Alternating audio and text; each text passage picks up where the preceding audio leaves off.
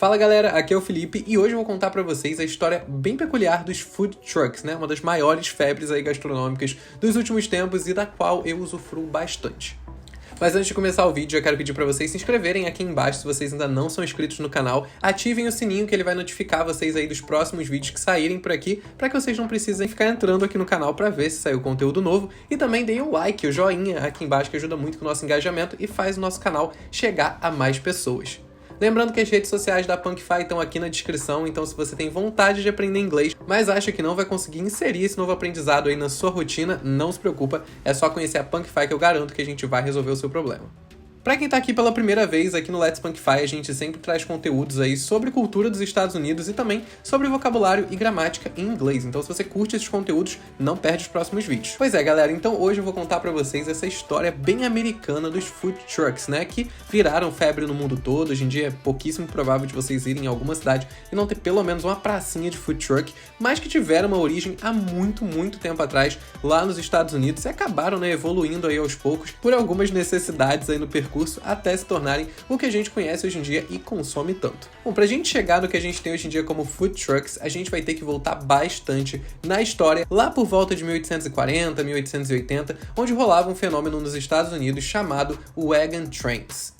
Wagon trains, que traduzindo seriam algo como trens de carroça, eles eram bem mais literais na realidade do que pareceria pelo nome, né? Eram grandes grupos que faziam travessias pelos Estados Unidos, às vezes para acompanhar um exército, às vezes realmente para se mudar de uma região para outra. E como esse período aí de 1840 até 1880 é o que a gente vê nos filmes como o Velho Oeste, né? Que era esse momento bem nocivo, bem tenso e bem imprevisível dos Estados Unidos, onde essas viagens na estrada poderiam terminar desastrosamente, né, com roubos, com ataques de outros seres humanos, ataques também de animais, né, era um período aí com bem pouca tecnologia e, consequentemente, bem poucos métodos de defesa. Fazer essas grandes peregrinações ali de um pedaço para o outro dos Estados Unidos era realmente um momento muito aterrorizante. Então eles criaram, né, esse método de viajar com trilhas de carroça, né, onde eles levassem ali vários suprimentos, levassem profissionais de várias áreas diferentes, tudo que eles precisassem para se virar na estrada caso alguma coisa acontecesse. Então era meio que como uma mini cidade se transportando.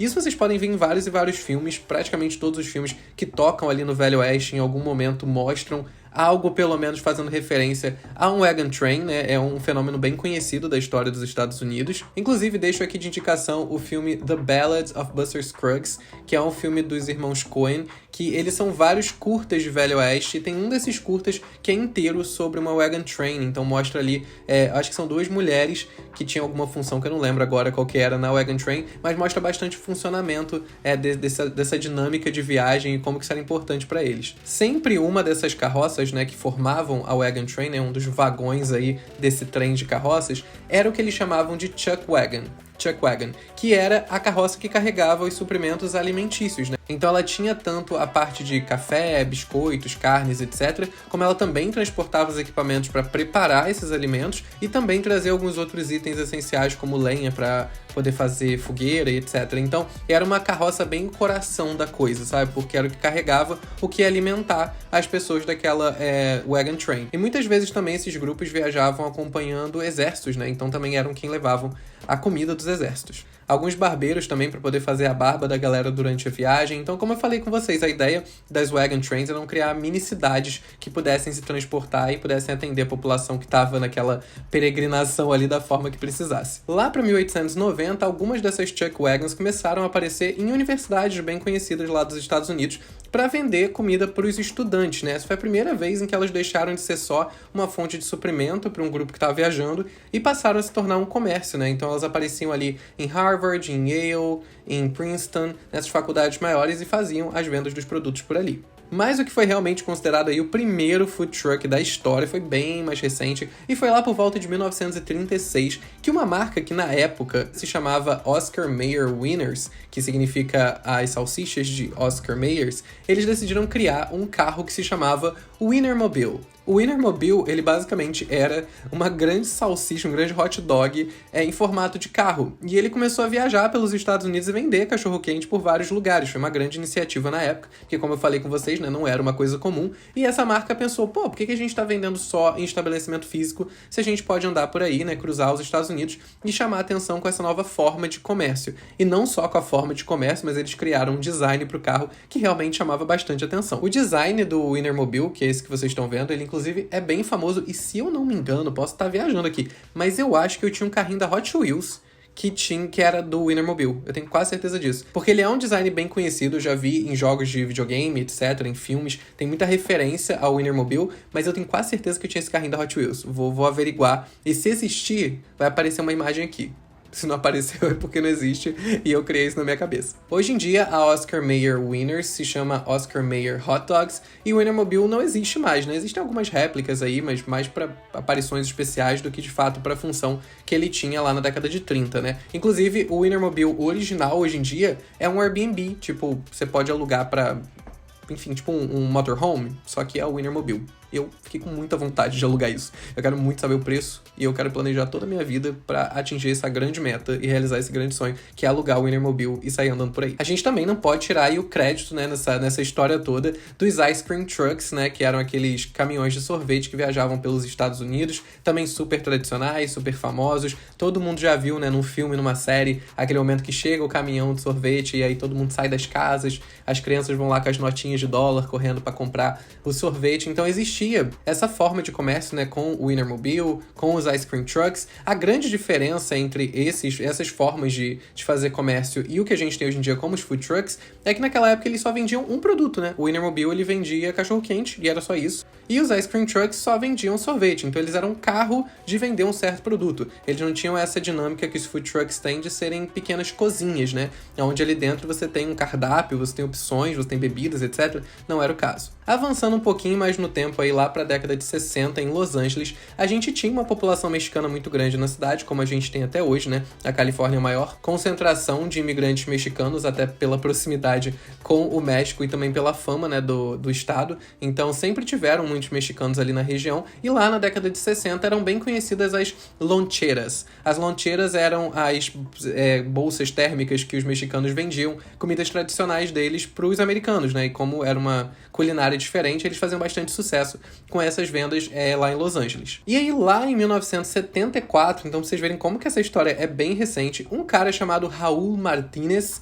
ele decidiu que ele ia criar um food truck. Ele pegou um ice cream truck antigo, né, que não funcionava mais, reformou esse ice cream truck inteiro e ele criou um restaurante móvel que se chamava King Taco. No começo, quando ele falou essa ideia aí pros amigos dele, a galera achou bem aleatório e falou, cara, não vai dar certo, tipo assim, vai parecer com um caminhão no lugar, onde você vai parar isso, como que isso vai funcionar? Mas ele decidiu fazer por conta própria e ele dirigiu o caminhão dele até uma balada que acontecia no oeste da cidade, sozinho. E só naquela noite ele vendeu $70 de taco, o que era bastante coisa, principalmente na época, né?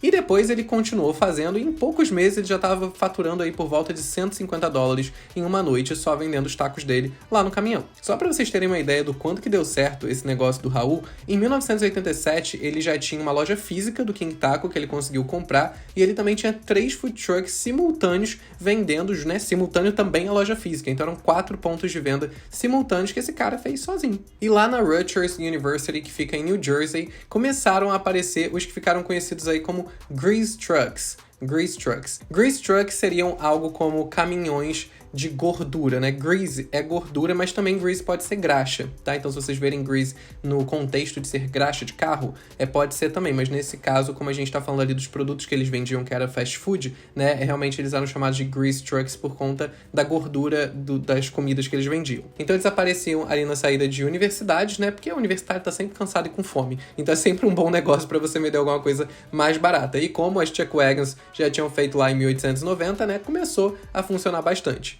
Mas quando a gente realmente teve uma virada de chave nesse rolê que é considerada aí a revolução, né, dos food trucks, foi bem recentemente, e foi lá em 2008. Então vamos entender um pouco do cenário dos Estados Unidos aí em 2008 pra gente entender por que teve esse grande boom dos food trucks. Primeiro a gente tem que lembrar que no final dos anos 2000, os Estados Unidos estavam passando aí por uma crise econômica muito, muito ruim, o que fez com que vários e vários chefes de restaurante perdessem seus empregos.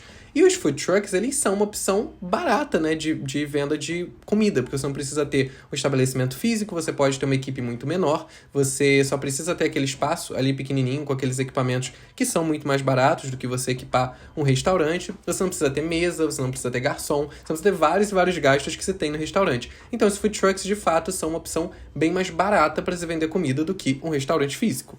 E como a gente estava num cenário de crise econômica e a gente tinha pessoas extremamente capacitadas, né, chefes de cozinha, etc., que perderam seus empregos e optaram pelos food trucks, a gente teve também o processo não só de crescimento na quantidade de food trucks, mas também de crescimento na gourmetização dos food trucks. Então, comidas mais gourmet e muito mais bem feitas que você encontrava em restaurantes começaram a aparecer nesses caminhões que paravam nos lugares. E não era mais uma comida que você só comprava porque não tinha nada para comer. Não, era gostoso, era um negócio que você comeria pagando caro, mas agora você pode comer ali e é bem mais barato. Por que é bem mais barato? Porque não tem a quantidade de gastos que se tinha no restaurante. Então, dá para cobrar mais barato também na refeição. E além disso, né, a gente estava falando aí de um cenário de crise econômica, a gente também tinha vantagem muito grande do crescimento da internet, né, de redes sociais e etc. Então, fazer marketing na internet, né, fazer uma página no Instagram, divulgar alguma coisa, hoje em dia é mais caro, né, porque tudo virou um espaço de propaganda, mas naquela época era uma divulgação relativamente barata também. Você conseguia ir lá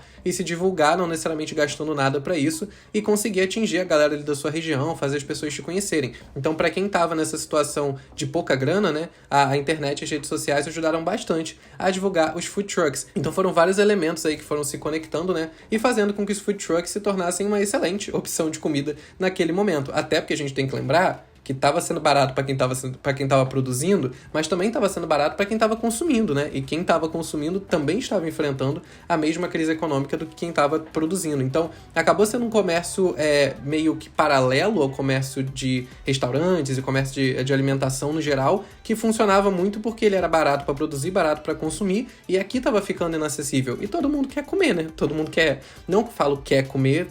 Obviamente não precisa comer, mas eu falo que às vezes a gente quer sair, comer um negocinho diferente, experimentar uma coisa nova, então ficou muito mais fácil ter essa experiência gastronômica indo no food truck do que indo no restaurante. E é claro, né, que como qualquer mercado novo que aparece e se consolida, a gente precisa criar uma legislação própria para esse mercado, precisa criar formas de inspecionar esse mercado. Isso tudo aconteceu, né, vem acontecendo com os food trucks, mas é um mercado que realmente não parece que está perdendo força.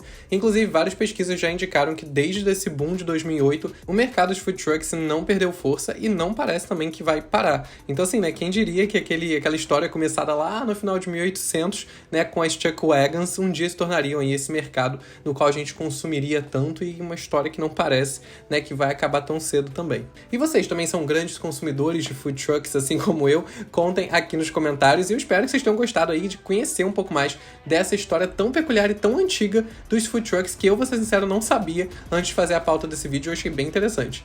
Mais uma vez, pedir para vocês se inscreverem aqui no canal se vocês ainda não são inscritos, deixarem o like de vocês aqui embaixo e também de entrar nas nossas redes sociais e no nosso site para conhecer a Punkfy um pouco melhor. Eu vou ficando por aqui e até o próximo vídeo.